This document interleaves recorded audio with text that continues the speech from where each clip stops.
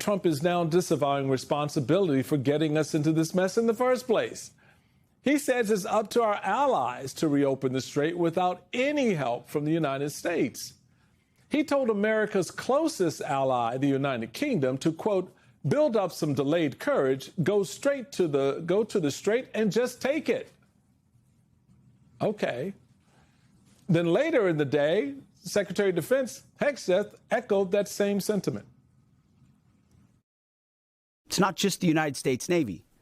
Last time I checked, there was supposed to be a big bad Royal Navy that could be prepared to do things like that as well. And after that, Trump decided it wasn't enough to lay this all at the feet of our closest ally. He decided to rope in our oldest ally as well. If France or some other country wants to get oil or gas, they'll go up through the strait and Hormuz Strait. They'll go right up there and they'll be able to fend for themselves. I think it'll be very safe, actually, but we have nothing to do with that. What happens to the strait, we're not going to have anything to do with. We can take a machine gun from the shore and shoot a few bullets at a ship, or maybe an over-the-shoulder missile, small missiles. That's not for us. That'll be for France. That will be for France. So now it's up to our allies to fend for themselves and open the Strait of Hormuz, even though it was Trump's war. Trump did this. That prompted its closure.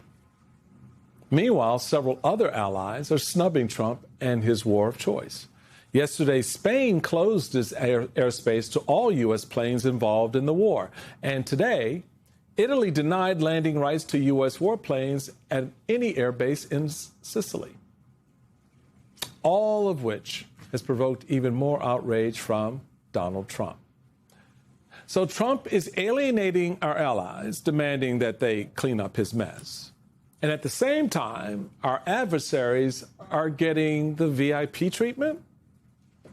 Today, a Russian oil tanker arrived in Cuba, despite a Trump-imposed embargo on all fuel shipments to that country. In other words, folks, Trump is giving Russia special permission to violate his own blockade, even though Russia is actively helping Iran target U.S. forces in the Middle East. Help me make it make sense. And that's hardly the only way Trump is contradicting himself in this war. The president has repeatedly implied that this whole operation is about to wrap up. But at the same time, he's sending those 1,000 more troops into the region each day. Trump says his goal is to destroy Iran's missile capabilities and stop them from building a nuclear weapon. But today, Reuters cites multiple sources who say that the State Department's top official in charge of arms control has been given a new assignment: organizing an international summit about Antifa. You know, because Antifa has so many ballistic missiles and nuclear warheads. You see, folks, this war is a perfect reflection of the man who started it. Trump is contradicting himself from statement to statement. He's lurching from one objective to another. He's passing the buck instead of taking responsibility. Donald Trump is treating the entire world like one of his construction projects. And he's learning it's a lot easier to tear something down than it is to put it back together. Joining me now, retired Lieutenant General Mark Hertling and former U.S. Ambassador to Russia, Michael McFaul. Ambassador McFaul, your head just kind of spins on all of this when you're trying to figure out exactly what we're going to do. And I won't even get into what the allies are thinking, but I will, because we've treated them in such a poor way.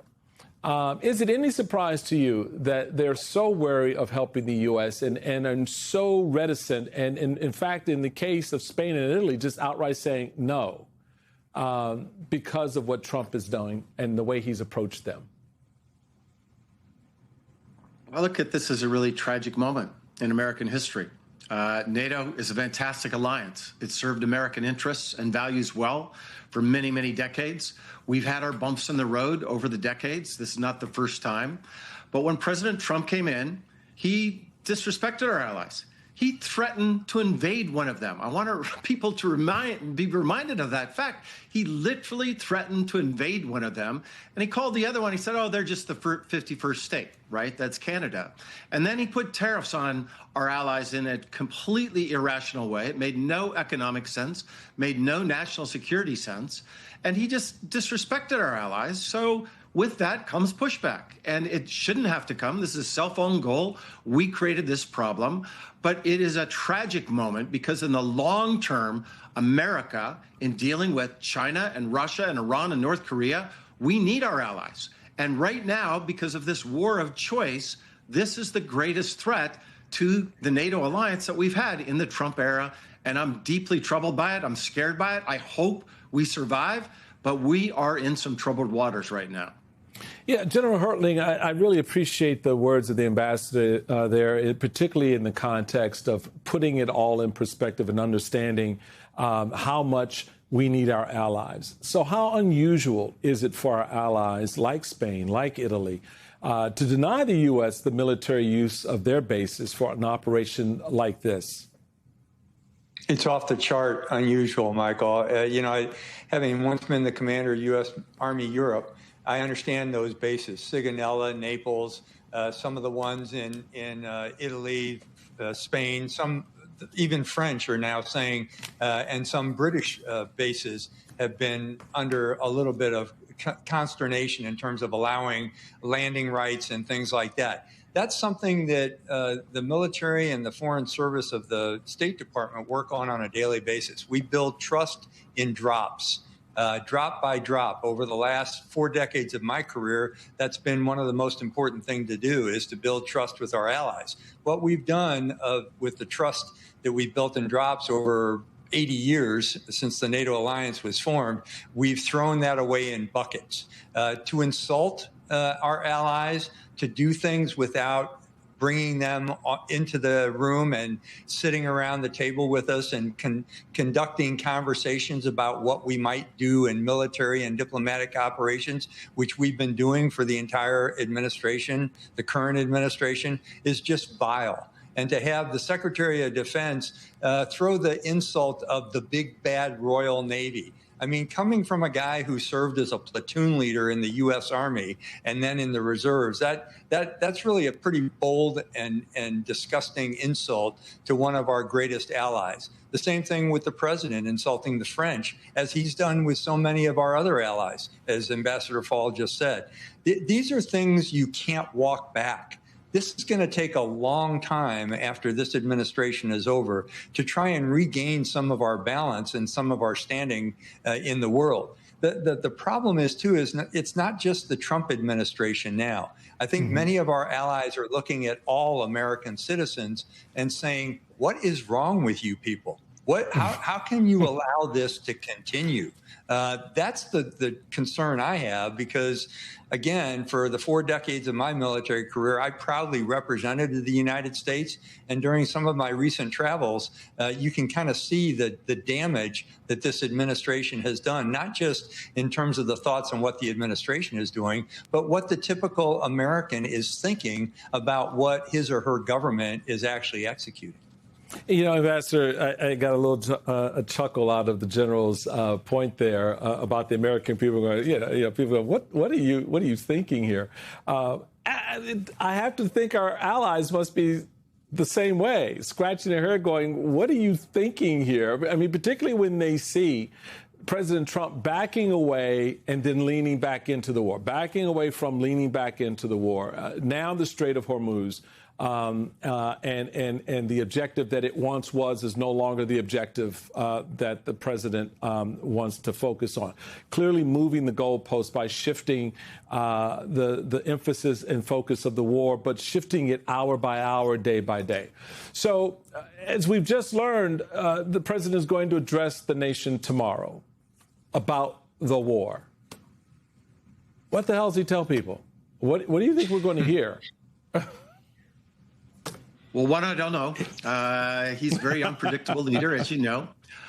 Number two, I do think it's important to underscore that The American people and our NATO allies are pretty aligned on a lot of major foreign policy issues. You look at public opinion, the majority of Americans support the NATO alliance. The majority of the American public, 82%, I think, don't think Putin's a good guy. The majority of the American people didn't sign up for this war and don't support it, right? It's the president of the United States that's out of step with his community and our allies right now. So maybe he can clean that up tomorrow and explain what was the purpose of this war. To your point, Michael, he's been all over the place. It's like he's throwing arguments. Kind of reminds me of my students sometime reading their essays. They don't really know the answer, so they just throw a bunch of stuff into that blue book and hope they'll get some points. That's what it feels like. You know, one day it's about regime change, then it's the nuclear weapons program, then it's stopping terrorism, then it's opening the Strait of Hormuz, then it's not. And even Secretary Rubio the other day very narrowly defined what the objectives were. That was really surprising to me. When he said it's just about their missiles and their Navy and their Air Force, didn't mention the nuclear program, didn't mention regime change, didn't mention terrorists, and he most certainly didn't say we're going to open the Strait of Hormuz that we closed, as you rightfully pointed out in the beginning. So I wonder if they're trying to narrow the objectives tomorrow night so that he can then declare victory.